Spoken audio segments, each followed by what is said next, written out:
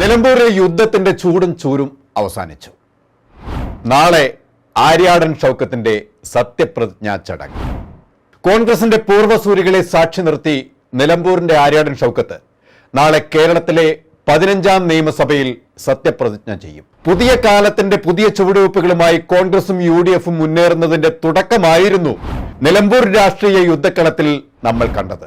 ഭരണപക്ഷത്തിരിക്കുന്ന CPMന്റെ നേതൃത്വത്തിലുള്ള LDF സർക്കാർ തങ്ങളുടെ ആവനാഴിയിലെ മുഴുവൻ അസ്ത്രങ്ങളും പ്രയോഗിച്ച് അവസാനം വർഗീയത എന്ന നെറികെട്ട ആയുധം കൊണ്ടുവരെ ഇറങ്ങിത്തിരിച്ചു നിലമ്പൂരിൽ. പക്ഷേ ആര്യാടൻ ഷൗക്കത്ത് എന്ന ജനഹൃദയങ്ങളുടെ തോഴനായ നിലമ്പൂർ ജനതയുടെ ബാപ്പൂട്ടിക്കൊപ്പം നിലമ്പൂർക്കാർ നിലയുറപ്പിക്കുകയായിരുന്നു. അതിന് വ്യക്തമായ കാരണം നിലമ്പൂർക്കാർക്കുണ്ട്. പൊള്ളയായ വാഗ്ദാനങ്ങളും കാണുമ്പോൾ മാത്രം കെട്ടിപ്പിടിച്ച് വിടുവായത്തരം പറയുന്ന ഒരു നേതാവല്ല ബാപ്പൂട്ടി എന്ന ആര്യാടൻ ഷൗക്കത്ത് എന്നത് വ്യക്തമായി നിലമ്പൂർ മലയോര ജനതയ്ക്ക് മനസ്സിലായി കഴിഞ്ഞിരുന്നു. കഴിഞ്ഞ 2 തവണ LDF സീറ്റിൽ മത്സരിച്ച് മണ്ഡലത്തിന്റെ പ്രതിനിധിയായിരുന്ന MLA അൻവറിന്റെ പോരായ്മകളെ തിരിച്ചറിഞ്ഞ ജനം കാത്തിരുന്ന പോലെ ഉപതെരഞ്ഞെടുപ്പ് വരികയും അതിന് കൃത്യമായ ഒരു മറുപടി കൊടുക്കുകയുമായിരുന്നു. വളരെ ചെറുപ്പത്തിൽ തന്നെ സംഘടനാ പ്രവർത്തനങ്ങളോട് ആഭിമുഖ്യം പുലർത്തിയിരുന്ന ആര്യാടൻ മുഹമ്മദ് നിലമ്പൂർ മാനവേദൻ സ്കൂളിൽ നിന്ന് ലീഡറായി തുടങ്ങിയ ലീഡർഷിപ്പ് രാഷ്ട്രീയ മണ്ഡലത്തിലേക്ക് നയിക്കുകയായിരുന്നു. KSU താലൂക്ക് സെക്രട്ടറിയിൽ തുടങ്ങി യൂത്ത് കോൺഗ്രസ് മലപ്പുറം ജില്ലാ സെക്രട്ടറി വഴി കേരള ദേശീയവേദി മലപ്പുറം ജില്ലാ പ്രസിഡന്റ്, നിലമ്പൂർ നഗരസഭ ചെയർമാൻ, രാജീവ് ഗാന്ധി പഞ്ചായത്തി രാജ് സംഘടൻ ദേശീയ കൺവീനർ, സംസ്കാര സാഹിതി സംസ്ഥാന ചെയർമാൻ എന്നീ സ്ഥാനങ്ങളിലൂടെയാണ് പടിപടിയായി ഉയർന്നു വന്നത്. 2005 നിലമ്പൂർ പഞ്ചായത്ത് അംഗമായി, തുടർന്ന് പഞ്ചായത്ത് പ്രസിഡന്റുമായി. പഞ്ചായത്ത് പ്രസിഡന്റ് ആയിരിക്കെ ജ്യോതിർഗമയ പദ്ധതിയിലൂടെ എല്ലാവർക്കും 4ാം ക്ലാസ് പ്രാഥമിക വിദ്യാഭ്യാസ യോഗ്യതയുള്ള ഇന്ത്യയിലെ ആദ്യ ഗ്രാമമായി നിലമ്പൂരിനെ മാറ്റിയതോടെ ആര്യാടൻ ഷൗക്കത്ത് എന്ന പേര് രാഷ്ട്രീയ കേരളത്തിന്റെ കണ്ണിൽ ചേർക്കപ്പെട്ടു. നിലവിൽ KPC ജനറൽ സെക്രട്ടറിയാണ് ആര്യാടൻ ഷൗക്കത്ത്. നഗരസഭാ ചെയർമാൻ ആയിരിക്കെ ആര്യാടൻ ഷൗക്കത്ത് ചെയ്ത അസാധാരണമായ പ്രവർത്തനങ്ങൾ ഈ തെരഞ്ഞെടുപ്പിൽ അദ്ദേഹത്തിന് സ്വാധീന ശക്തിയായി മാറി എന്ന് പറയുമ്പോൾ ഷൗക്കത്ത് ഈ നാട്ടിൽ നടപ്പിലാക്കിയ പ്രവർത്തനങ്ങളുടെ പ്രതിഫലനമായിരുന്നു എന്ന് വേണം കരുതാൻ. തെരഞ്ഞെടുപ്പ് പ്രചരണ വേളയിൽ LDF കൊണ്ടുവന്ന ആരോപണങ്ങളും അൻവർ ഉയർത്തിവിട്ട പ്രതിസന്ധികളുമൊക്കെ മണ്ഡലത്തിൽ കത്തി നിന്നെങ്കിലും യഥാർത്ഥ ജനകീയ നേതാവിനെ തിരിച്ചറിയുകയും UDFന്റെ ഒറ്റക്കെട്ടായ പ്രവർത്തന ഫലങ്ങൾ മണ്ഡലത്തിൽ അലയടിക്കുകയും ചെയ്തപ്പോൾ അത് നിലമ്പൂർക്കാരുടെ മാത്രമല്ല കേരള ജനതയ്ക്ക് തന്നെ അഭിമാന നിമിഷമായി മാറി എന്നത് നിലമ്പൂർ ഉപതെരഞ്ഞെടുപ്പിൽ പ്രത്യക്ഷത്തിൽ വരികയായിരുന്നു.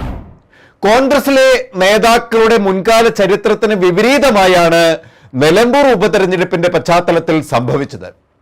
മുൻ തലമുറ നേതാക്കളും ഇപ്പോൾ അധികാരത്തിലിരിക്കുന്ന നേതാക്കളും കോൺഗ്രസ് തന്നെ മുന്നോട്ട് കൊണ്ടുവന്ന ഇപ്പോഴത്തെ യുവ നേതൃത്വ നിരയും അരയും തലയും മുറുക്കി ഞങ്ങൾ ഒറ്റക്കെട്ടാണ് എന്ന മുദ്രാവാക്യം മുഴക്കി നിലമ്പൂരിൽ ഒരു കടന്ന് കയറ്റം നടത്തിയത്, ഒപ്പം തന്നെ മറ്റ് ഘടകകക്ഷികൾ കൂടി UDFന് കരുത്തായി ചേർന്നതോടെ ആർക്കും തകർക്കാൻ പറ്റാത്ത മഹാമേരുവായി UDF മാറുകയായിരുന്നു. ദേശീയ നേതാക്കളായ ഖാർഖെയും രാഹുൽ ഗാന്ധിയും KC വേണുഗോപാലും പ്രിയങ്ക ഗാന്ധിയും ദീപദാസ് മുൻസിയും അടക്കമുള്ള കോൺഗ്രസ് നേതാക്കൾ വിഭാവനം ചെയ്യുന്ന പുതിയ കാലത്തിന്റെ മാറ്റത്തിന്റെ കോൺഗ്രസ് എന്ന ലക്ഷ്യത്തിന്റെ തുടക്കത്തിലേക്കുള്ള കുതിച്ചുകയറ്റമാണ് നിലമ്പൂരിൽ നമ്മൾ കണ്ടത്. CPMും സർക്കാരും തലകുത്തി മറിഞ്ഞിട്ടും നിലമ്പൂരിൽ അവർക്ക് പരാജയം ഏറ്റുവാങ്ങേണ്ടി വന്നു. 11,077 വോട്ടിന്റെ വൻ ഭൂരിപക്ഷം നേടി ആര്യാടൻ ഷൗക്കത്ത് വിജയിച്ച് കയറിയപ്പോൾ അദ്ദേഹത്തിന് ആകെ കിട്ടിയ വോട്ട് 77,737 തൊട്ട് താഴെ LDF സ്വരാജ് ആവട്ടെ 66,660 വോട്ടുകളും സ്വതന്ത്ര സ്ഥാനാർത്ഥി PV അൻവർ 19,760 വോട്ടുകളുമായിരുന്നു. BJPയും മറ്റ് ചെറുകിട പാർട്ടികളും ഒക്കെ തകർന്ന് തരിപ്പണമാകുന്ന കാഴ്ചയും നമ്മൾ അവിടെ കണ്ടു. ഭരണവിരുദ്ധ വികാരം അതിന്റെ ഏറ്റവും ഉത്തുംഗ ശൃംഖത്തിൽ നിൽക്കുമ്പോൾ സംജാതമായ ഈ ഉപതെരഞ്ഞെടുപ്പ് CPMനും LDFനും അവരുടെ തകർച്ച മനസ്സിലാക്കി കൊടുക്കുന്നതായിരുന്നു. ഏതു വിധേനയും ഈ ഉപതെരഞ്ഞെടുപ്പിൽ ജയമുറപ്പിക്കാൻ കിണഞ്ഞു ശ്രമിച്ച LDFന് പക്ഷേ കനത്ത പ്രഹരമേറ്റ് നിരാശയിലേക്ക് കൂപ്പുകുത്തേണ്ടി വന്നു. നാളെ വൈകുന്നേരം 3:30 നിയമസഭയിലെ ശങ്കരനാരായണൻ തമ്പി ഹാളിൽ ആര്യാടൻ ഷൗക്കത്ത് സത്യപ്രതിജ്ഞാ ചടങ്ങ് പൂർത്തിയാക്കുമ്പോൾ അത് CPM-ന്റെ ഇടനെഞ്ചിൽ ഒരു വെള്ളിടി വെട്ടുമെന്നതിൽ യാതൊരു സംശയവും വേണ്ട. കാരണം അവർ UDF-നെതിരെ ഇക്കാലം അത്രയും ഉയർത്തിവിട്ട അപവാദങ്ങളുടെയും ആരോപണങ്ങളുടെയും മറുപടിയായിട്ടാണ് നാളെ 3 മണിക്ക് നിയമസഭയിൽ നടക്കുന്ന ചടങ്ങ്.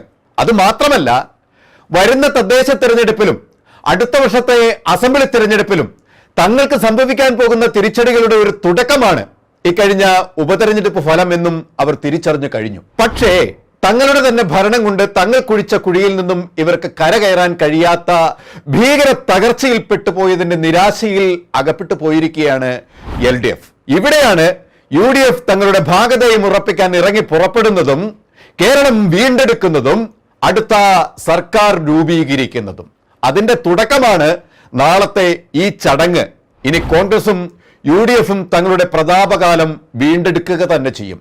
അത് കേരളക്കരയാകെ അലയടിച്ച് കേരളത്തിന്റെ ഇപ്പം അരക്ഷിതാവസ്ഥയിൽ കഴിയുന്ന ഒരു ജനവിഭാഗത്തിന് എന്നും സുരക്ഷിതത്വത്തിന്റെ ഒരു വലിയ ഒരു ആവരണം തീർക്കാൻ UDF-ന് കഴിയും, കോൺഗ്രസിന് കഴിയും എന്നത് യാഥാർത്ഥ്യം തന്നെയാണ്. കൂടുതൽ വാർത്തകൾക്കും വിശേഷങ്ങൾക്കും ഞങ്ങളുടെ channel like, share and subscribe ചെയ്യുക. കൂടാതെ സബ്സ്ക്രൈബ് ബട്ടണിലെ ബെൽ ഐക്കൺ എനേബിൾ ചെയ്യാനും മറക്കരുത്.